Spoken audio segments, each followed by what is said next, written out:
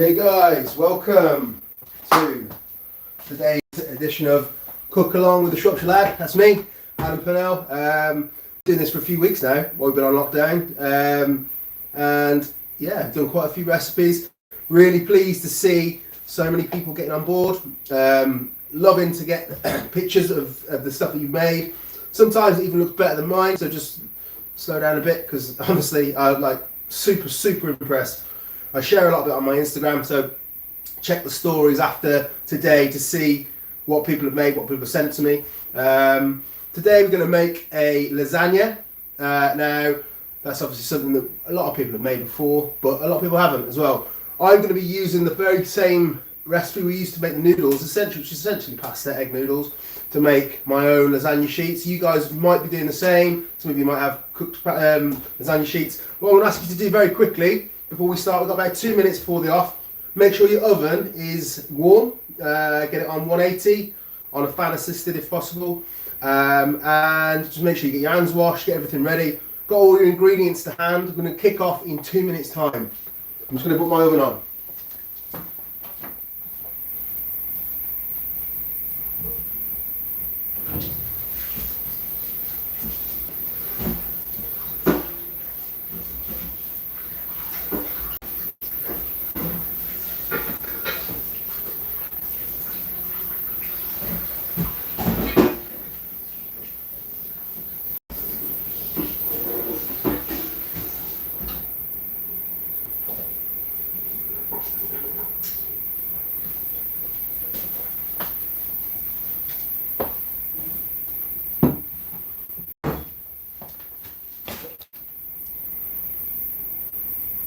Well, we've just got 1 minute to go and then we're going to get started. For those of you who've just joined in, you haven't set your oven at 180 already for baking this lasagna.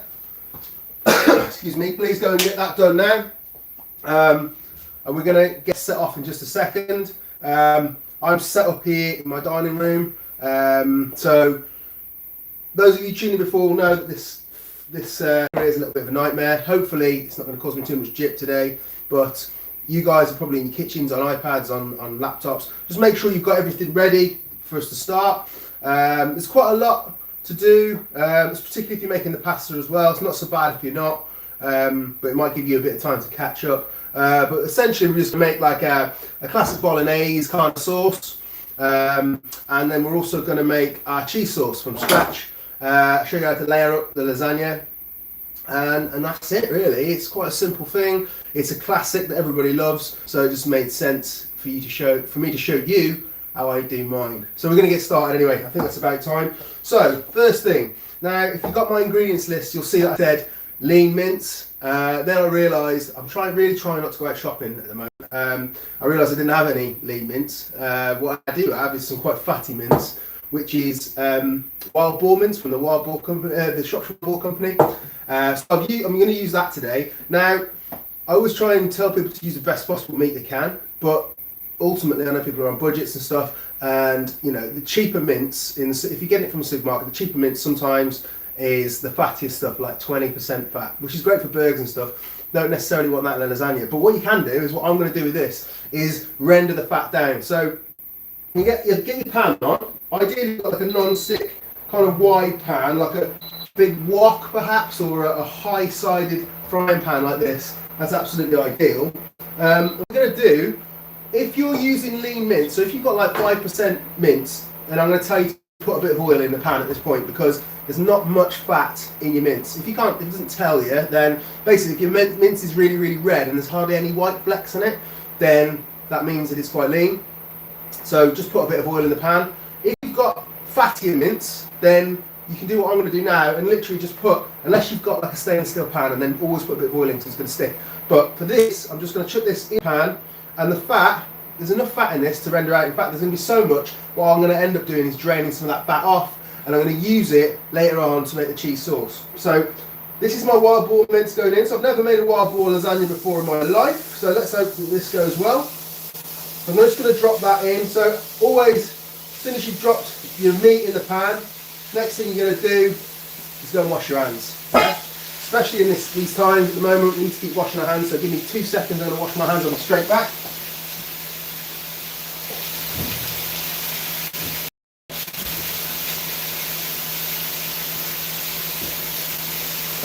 Right, okay, so while that, just dry my hands off, whilst that is cooking away there, I'm going to keep moving it.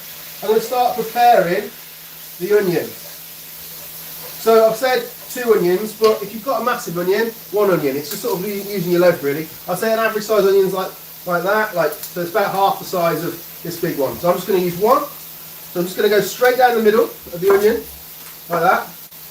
I'm going to take the top off, leave the bottom end on, the root end. Okay, so peel back the skin. If we're going to do that on both sides, loads of fat coming out of this. Great. But fat is flavour. I always say fat is flavour. But when you're making a sauce, you don't want loads of fat floating around in it. So you're still going to use the fat. It's going to be used to make the cheese sauce, as I mentioned earlier. But what you can do is just keep cooking this down, and once the mince is fully brown, then you'll be able to just drain off some of that excess fat and either throw it away or you can use it. I'm going to keep that moving. So I'm just going to take do exactly the same thing with the onion. It's sort of like I'm trying to sort of do 2 jobs at once. If you wanted to, you could have got all these onions and stuff prepped beforehand. I've just pulled the skin off this, which I wasn't supposed to do, but there we go. So now we've got the onions peeled. Along the lines, you'll see there's lines running along it. I want you to run your knife very carefully, point ending first, all the way along the onion that way. All the way down. You can't see from those angles. Go along that way. This is really weird to try and chop in this angle. I've only got 1 camera and no cameraman, so bear with me. Okay, and then we're going to go across. So we end up with these kind of like diced bits. Okay, so that's those. They don't have to be too finely chopped because they're going to cook down in this sauce. I'm going to tend back to the meat here. Okay, that rendering down nicely. Okay, do the other half of the onion. Pull that to one side. So all the way along the lines, if you can see that. Doesn't need to be too fine. Too fine and it'll disappear. You kind of want to get the odd bit of onion in your lasagna, but again, you don't want massive chunks. You want to sort of just be little bits. Okay, so that's the onion chopped. We're also going to chop our celery sticks. So 2 celery sticks. Take the knife, run your knife along the celery sticks. So you've got sort of ½ centimetre strips. Like so. So you got that into 4, like that. And then turn it on its side, and you can literally just dice it. And you're going to have nice bite-sized bits of celery. You can always, come back to this later on. Pause. I don't know if you can pause. You probably can't pause a live video, can you? So if you're trying to keep up with me, I apologise. I'll try and slow down a little bit. I'm just going to.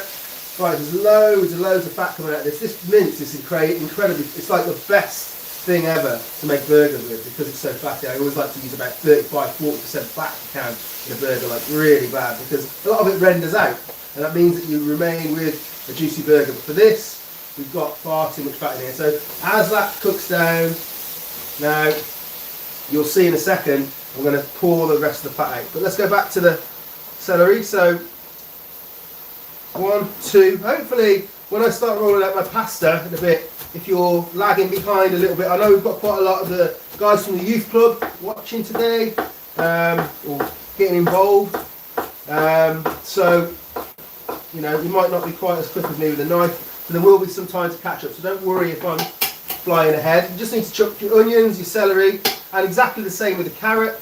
So you cut the carrot down the middle. You might need to get an adult to help you, guys, and Yuffie if it's too much, and then cut it into quarters. I've got 2 small carrots here, so I didn't even take the top off the other one, doesn't matter. Notice I'm not peeling it, no need.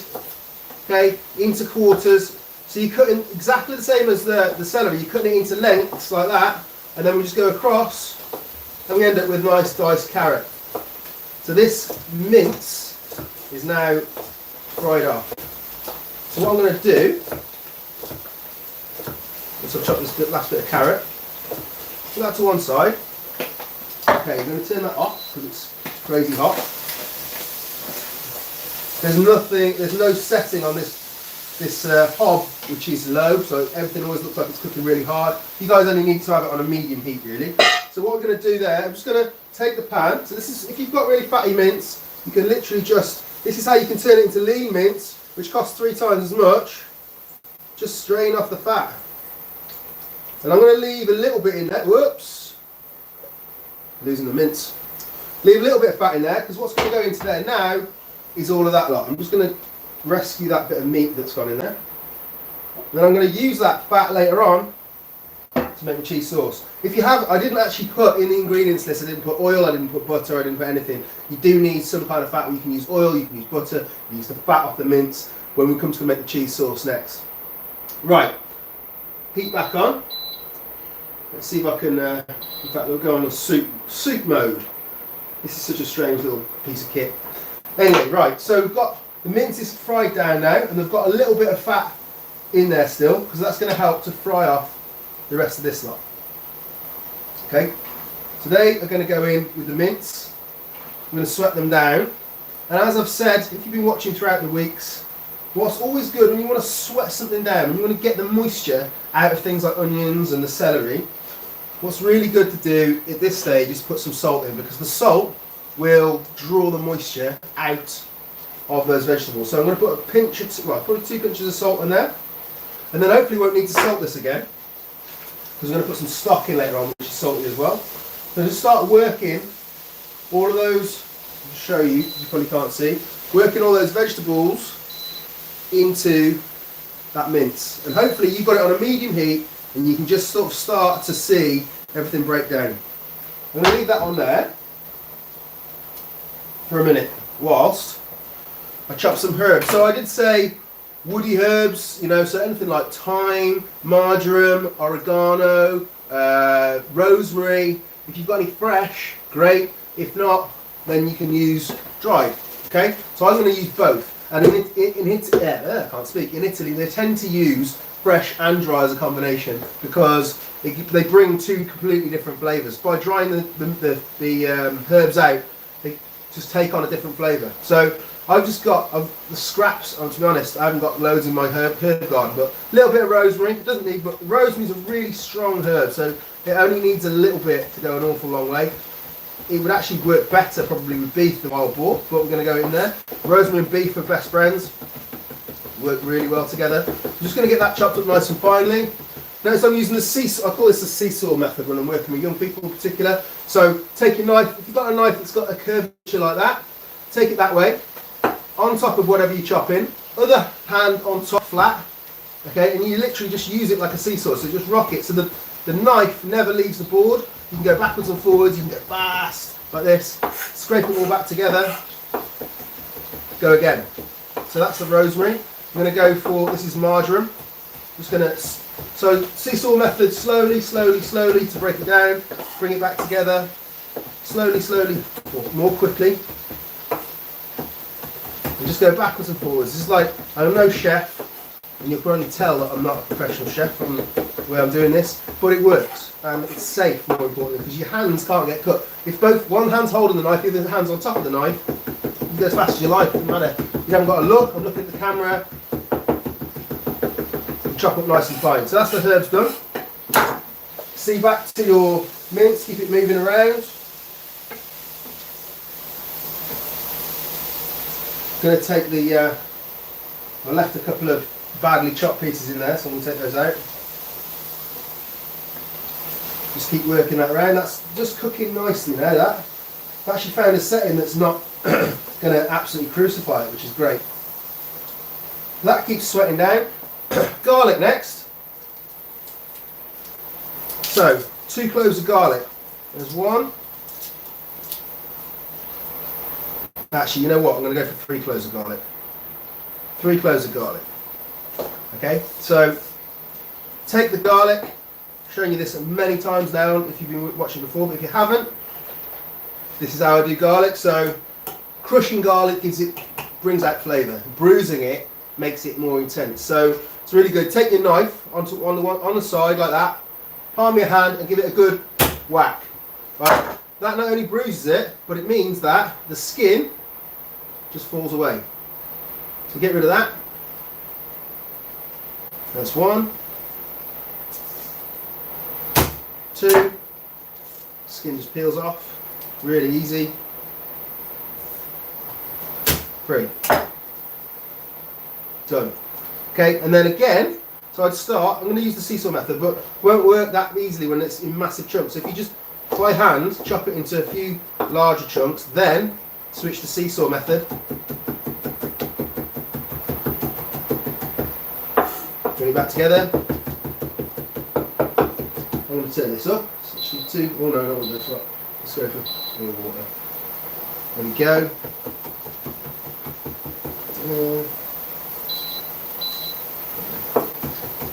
Changing all the settings. Keep chopping that up.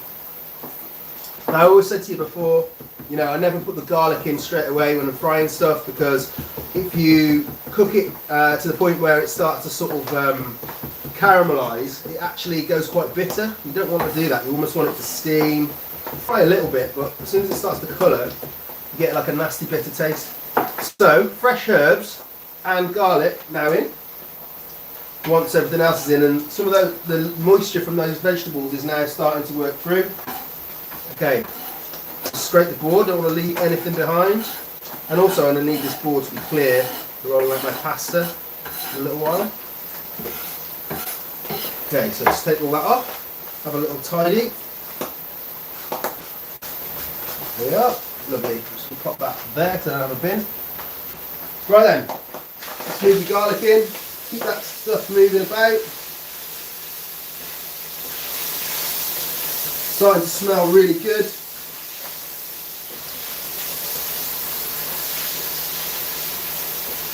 So now what we're going to do is we're going to add a tin of tomatoes. So any old can of chopped tomatoes, I can barely get my nail underneath that. So that's going to go in.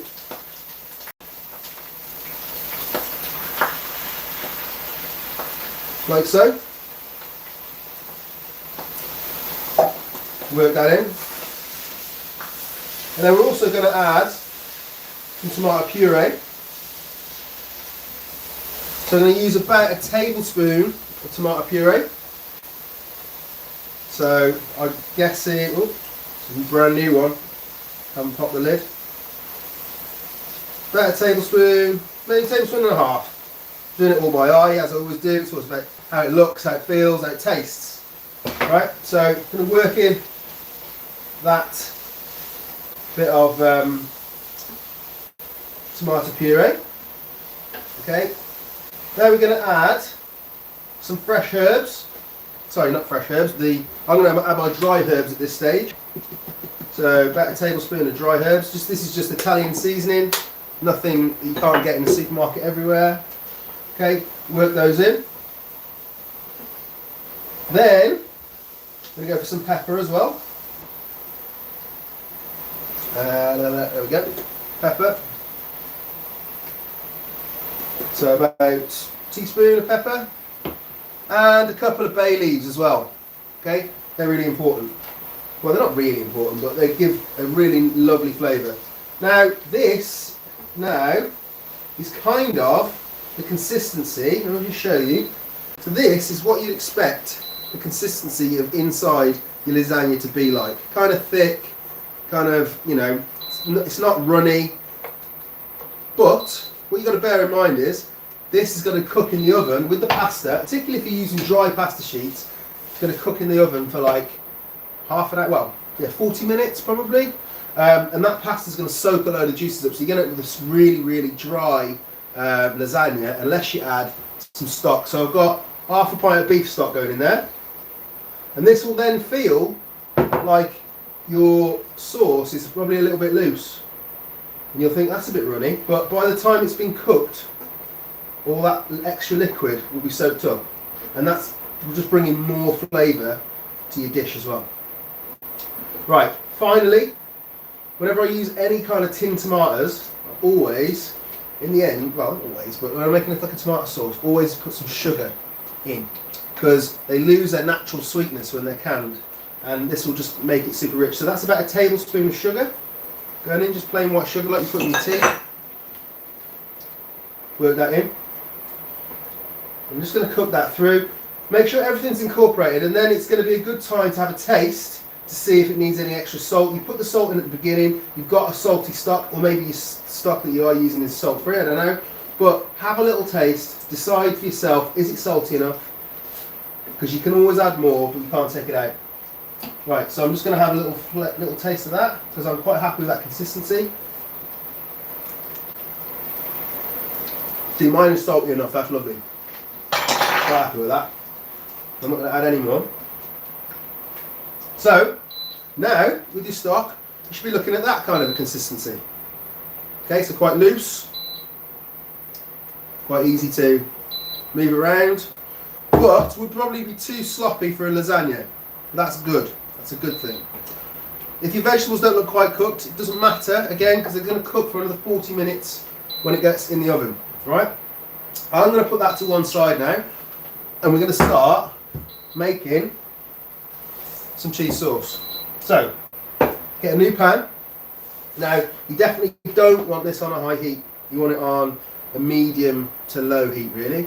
And you want to start off with, so if you're using butter, like, I don't know, maybe a tablespoon of butter, perhaps, a bit more. A good drizzle of oil if you're using oil. I'm going to use the fat out of here, so you'll be able to see how much I'm putting in. So it's a bit of a drizzle, maybe a tablespoon and a half in there. Okay, let the fat start to get hot. This is like crazy hot cooker, as I've said, so I can already see that fat fizzing. So the next thing I'm going to do, in fact, what I'm going to do is bring this in so you can see a bit better what I'm doing. Ooh, will it stretch? Yes, it will. Lovely. Right. So fat's going. Now you want to take, I think I've said a tablespoon of sugar in the thing. You probably want flour. I think I said a tablespoon of flour in my ingredients list. You probably want about 2. If you're using corn flour, then you need to kind of do this backwards. So if you're using normal flour, that's going to go into the fat. If you're using corn flour, you actually don't need any fat really. What you can do is take your pint of milk, and you can basically separate maybe, I don't know, 50 mils, like a little splash. Put a tablespoon of corn flour into that, mix it in until it becomes a paste, add it to the rest of the cold milk, get it into your pan, and just slowly warm it and stir it, and you'll see that it'll start to thicken.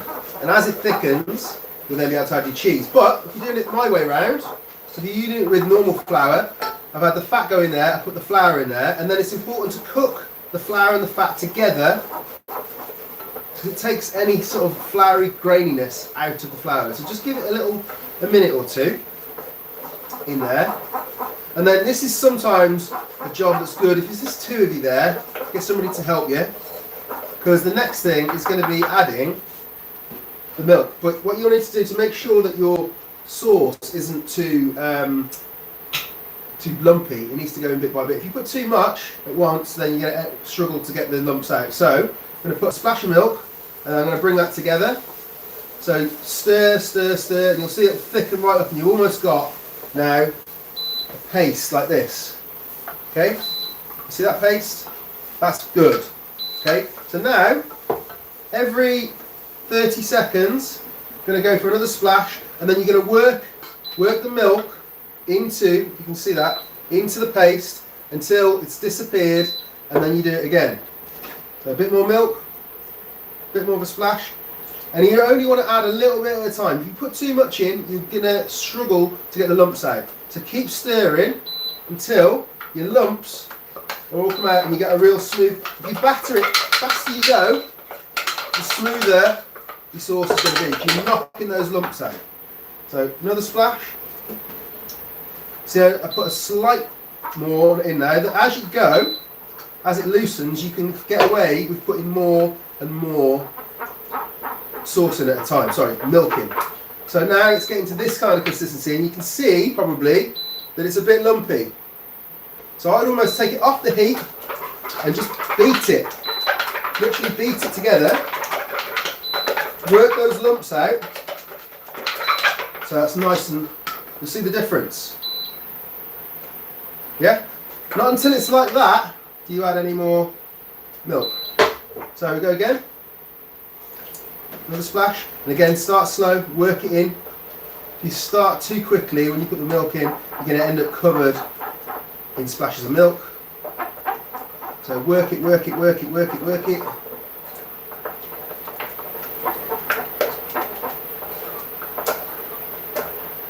So it's starting to get looser again. No lumps.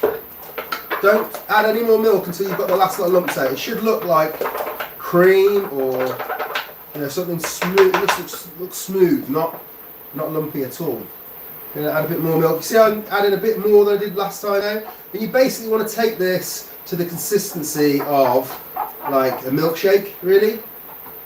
I don't want to say McDonald's milkshake because everybody's craving McDonald's. I want to remind you. All I see is people talking about they want McDonald's at the moment. It's a sad world we live in, but there we go. Right. So now, that's almost at milkshake consistency. I'm going to go for a slight bit more. So, if it looks a bit too loose for a cheese sauce, that's okay because you're going to be adding a load of cheese, and the cheese will thicken it again. So, it's almost like cream, I suppose, rather than a milkshake. Like that. That's perfect. Or a loose milkshake. I mean, milkshakes, me saying milkshake, McDonald's milkshake, is really too thick. More like a Yazoo or something like that, yeah? Right. So that is now perfect. Now, cheese sauce. So you're going to get grater. You might already have it grated because I told you to grate it. I didn't grate it before. What a great thing about making a cheese sauce is, use up lots of old bits of cheese. So I've got this wicked cheese from Applebee's, which was sent to me like nearly 2 weeks ago. You see, it's a bit dry, a bit kind of crusty. Perfect for a cheese sauce though. You wouldn't want it on a sandwich now. But, so I'm just going to grate the cheese in. You're going to go for about 400 grams of cheese in total. Just make sure it's grated. And as it goes, you can just stir it in. Alright. I'm going to be here for a little while, but it gives you time to catch up. Keep a bit behind. Because I should have grated all this beforehand, and I didn't. Been a busy day. Okay, that's that one. And then I've got another bit of Applebee's cheese to go in there. Again, I'm using 400 grams as a guideline, but get it to the consistency you want. Have a taste. Decide, is that cheesy enough? You can always put cheese on top to make it cheesier, and I always put cheese on top anyway, just because you get a wicked crust when you bake it. So that's those bits of scrap cheese done. I'm going to stir those in. Make sure you keep this sauce moving if it's on the heat as well, because you will burn it to the bottom of the pan if you don't. Quite important that you keep it going. So that's thickening up. So we're going to go for, this is a bit of cheddar. Morrison's cheddar, I'm afraid. Sorry, Sarah at Applebee's. I ran out of your cheese. I need more. But a bit of mature cheddar is all good. Whatever you've got. You haven't got to be. Doesn't got to be fancy. As long as it's meltable. Don't try doing this with halloumi because it won't melt. Okay, so trying to use the wrong tool for this as well, because this is really a mandolin for like carrots and stuff. But believe it or not, I don't actually have a proper grater in this house, which is unbelievable really. And I always think I need to buy a grater and then keep forgetting. So I used about half of that block. I'm going to save some for the top, put that to one side. I think, having done this lots of times, that's going to be enough. And you might find that once you melted all your cheese in, see that this consistency of this now, it's not even melted any yet. It's gone back to be thick again because that cheese has thickened it back up. Keep working it until all that cheese is melted, because then it's not until then that you'll know that the consistency is right. You can always add, if it gets really thick, you can always add a bit more milk.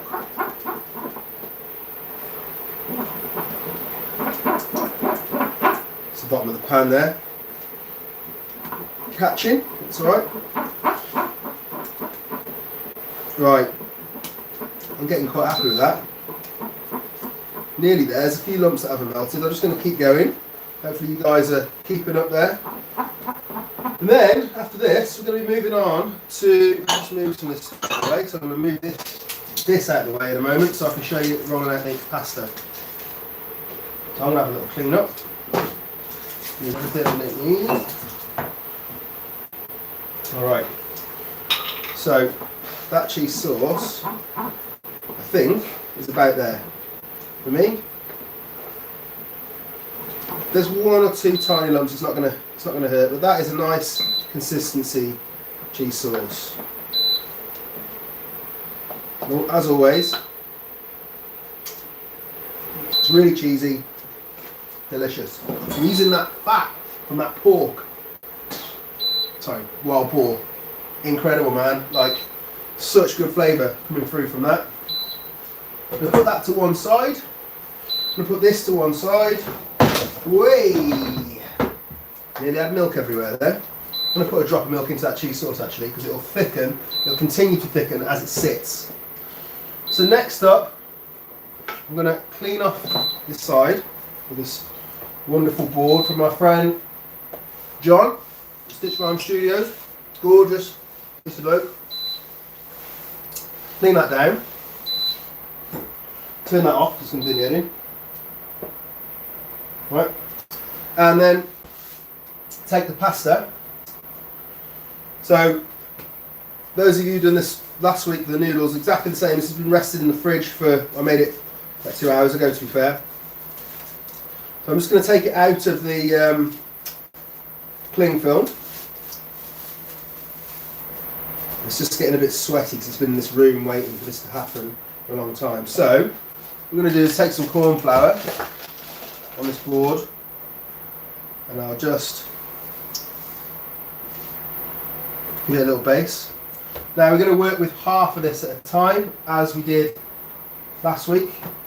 So chop half of that away. It's fine. Put it to one side. I don't actually know how many pasta sheets I'm going to get out of this, so I might not need that other half, but if I do, it's there. So I'm just going to shape this piece of pasta into a rough oblong. If you start with the kind of shape that you want something to be, then it'll end up, you've got more chance of ending up the same shape that you want it to finish. You know, when people are making pizza, it astounds me how many people don't start with a round ball of dough. How on earth do you expect to have a round pizza? So obviously lasagna is super thin and it's going to expand when you cook. So you need to get this, if you're making your own, you need to really get this like as thin as possible. So I'm going to go for that. So that's probably 5 sheets if it was normal, maybe more. I'm going to actually slice it up. You could just layer it in whole. I'm going to, just to make it a bit more manageable, I'm going to slice it into some strips in a minute. I think I'm going to need both of these, to be honest, for the layers.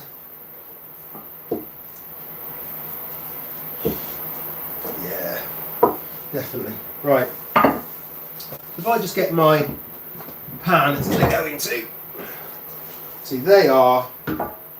that's roughly the same width as the pan, so that's great. So what I'm going to do is I'm just going to slice these sort of roughly, just so they're a bit easier to manage, but also it means when you come to slicing your lasagna later it will be much easier. So that will do. So 5 pasta sheets there, just with a bit more corn flour. The corn flour on this is going to help thicken everything up as well. Okay, and then we're just going to put those to one side, so you can kind of just stack them up in a rough, out your view, rough little thing there. So I'm just going to do the second lot.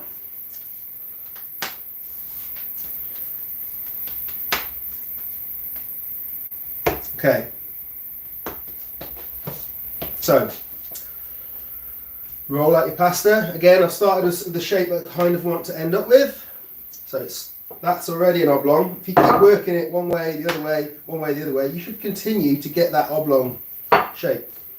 There's a few air bubbles in this one for some reason. So I'm just going to really put some pressure down to squeeze those out.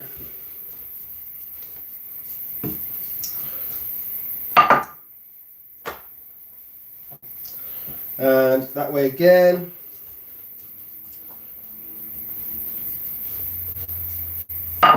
And then back the other way.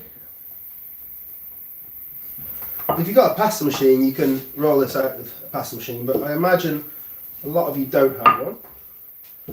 I do, but I wanted to show you that it can be done by hand. You don't need one. Well, you do need one for certain things, but like this will be good. For pasta, for a lasagna, it's really not necessary.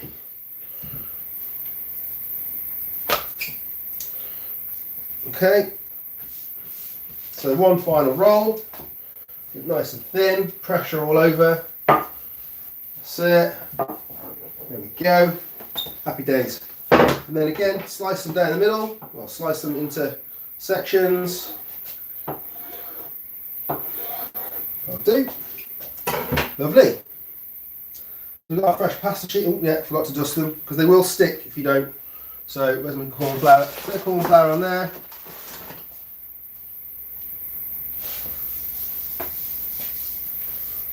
Okay, and then just get those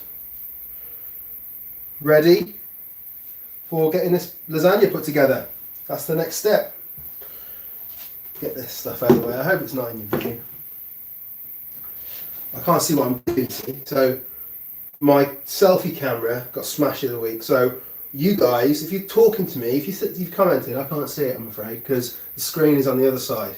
So apologies if I'm not ignoring you, but I also can't see what you can and can't see. So apologies for that again. I'm going to see if the lovely people at EE will hook me up with a new phone in the next week or so. So hopefully next week it might be a bit easier. Right, so pan, that kind of size. This is well used. Like, it's not dirty, you just can't get that off because I've had this thing for years. But it's a nice solid, I think it's cast iron pan. Anything like that do. Oven tray, well, you could use a roasting tray if you want, or a Pyrex dish or whatever, but something with sides obviously because we've got to layer this up. So, first thing I always do, make a lasagna, we're going to bring back the old bolognese here. And I'm going to need a spoon, which I have got with me. There we go. So, first thing I always do with the bolognese is to put a layer of your sauce into the bottom. Try not to put the bay leaves in. If you see them, fish them out. So there's one. I'm going to get rid of that. Okay, and there's another one. Because you don't really want to eat that. It's just for flavouring as it's cooking. Okay, so we're going to put a couple of spoons of that in. You don't need loads on the bottom layer. It's just so that the pasta, the first layer of pasta, doesn't stick to the bottom of the pan. Just so you've got something underneath it. The next layer, I would advise you put more than you do in this bottom. It's just literally to cover the bottom of the pan like that. Okay? Then we're going to go for some pasta sheets. So, not overlapping them too much, but they're actually good enough to go. If I stretch that, I can go lengthways. So I'm going to go lengthways, pasta sheet, pasta sheet, pasta sheet. Now, if you're using your, pre-bought pasta lasagna sheets, that's fine. Just put them in. You probably want about 4 in that way. But these, because they're fresh, you go that way. Then we're going to go again with the next layer, which will be a bit thicker, as I said before.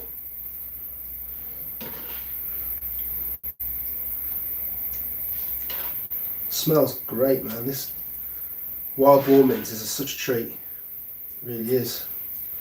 Right, so get that in. Now spread it out a bit. Make sure you've got enough for a final layer left in the pan, because you really want 3 layers of pasta if you can help it. So get that in, smooth it all round, Okay, and then pasta sheets again. So for me, I'm going to stretch them out. That one's not a very good one. I'll use it if I have to. That's a much better one. I think that was one of the end pieces. That's a nice thick piece. It's one. Hope you can still see what's going on here. Just like that. That might be easier. Two.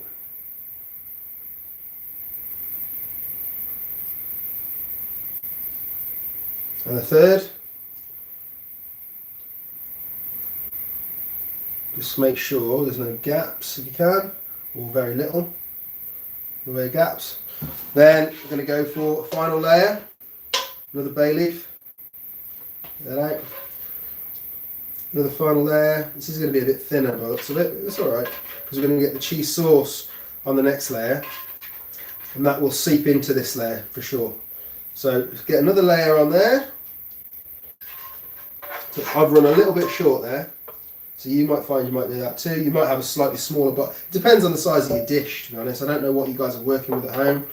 That's going to be fine, because we've got cheese sauce to go yet, as I say, and that always sort of will go over the last layer of pasta into the sauce that's underneath, which is cool. So I'm going to get that out of the way. We go for our third layer of lasagna. So there's one, there,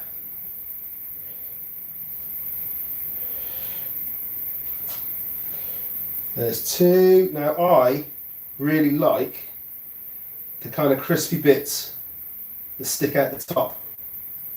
In fact, it's not a lasagna unless you get crispy bits for me. So I'm going to stretch my pasta. See, look at that, it's perfect amount for this. Stretch my pasta so that it kind of comes up the sides a bit, because I actually want some crunchy bits of pasta at the edges when this cheese sauce has gone on. So let's just make sure that that's nicely covered, like that. Then finally, cheese sauce, which might have a bit of a skin on it. Give it a little bit of a stir. And then we're just going to tip that slowly, just run it up and down your pasta sheets, like so.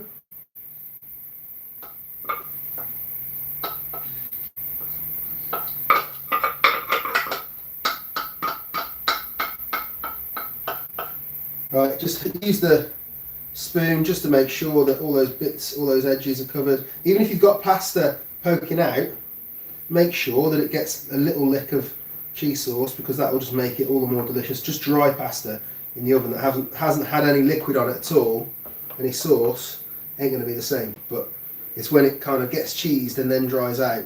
That's just one of my guilty pleasures, man. It's the best part of lasagna. Just going to double road test that cheese sauce, just check it's not going to kill me. Decent those. Right, real good. Okay, final bit, back to the cheese. So final grating of cheese all over.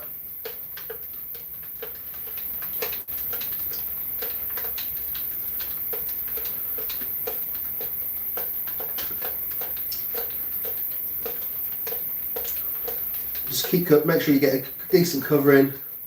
I'm going to use the rest of that up now as well.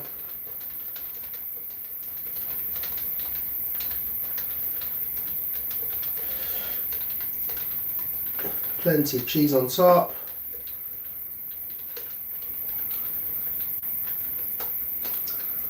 The last few bits, just crumble them on. There's no point in wasting it. Get it all on there. Shake your grater or whatever you're using. And then I like to just give it a little hit with some more dry herbs over the top. And there we have a bad boy lasagna waiting to go in the oven. So drop that into your preheated oven for 40 minutes, something like that. At least 40 minutes if you're using dry pasta sheets. You can probably get away with a bit less if you're using fresh. But with the dry ones, you really need to let it cook for a while. And then when it comes out, I would suggest just let it sit for half an hour before you try and serve it. Don't, if you get lasagna straight out of the oven and try and serve it, nothing's relaxed, and it'll continue to cook when it's sort of sat there, but it'll allow that cheese sauce just to thicken again a little bit, and you'll actually be able to cut it into sections. If you try and slice it straight when it's boiling hot out of the oven, you're going to end up with a sloppy mess. Right, I can't wait to see your results. I'm really, really keen to see how you get on. Please like, share, send me pictures. Don't forget to subscribe if you haven't subscribed already. We'll be back on Tuesday with what we're going to cook next, which I haven't decided. If you've got requests, if you've got ideas, give me a shout. I'm going to try and use whatever I've got in the house. I'm really struggling with the idea. Well, not struggling with the idea, but I don't like the idea of keep going out shopping at the moment. I'm trying to do my bit. You guys should be too. It's really, really important that we staying at home. So don't be nipping out for 2 or 3 ingredients. Always message me and ask me if there's something that you can use as an alternative to something, and I'll try and give you some suggestions. But let's use up what we've got. Use up your leftovers. Make use of everything. And yeah, I'll see you on Tuesday. So if you check on my Facebook or Instagram later, I'll post a photo of how I've got on with this, and I will then announce what we're going to cook on Tuesday. And then the following Friday, you'll see that we're actually going to make the strawberry cheesecake flavoured chicken wings that I made on Crazy Delicious. That's going to be the cook along for next Friday. So it's going to be a bit of a naughty one. Try to make the midweek stuff a little bit healthier, and then we go for something a bit naughtier like a cheesy lasagna or cheesecake wings or something on a Friday. Thanks for listening. I've waffled on enough. Catch you soon. Don't forget to like, subscribe, tell me what you think. Cheers guys, see you later.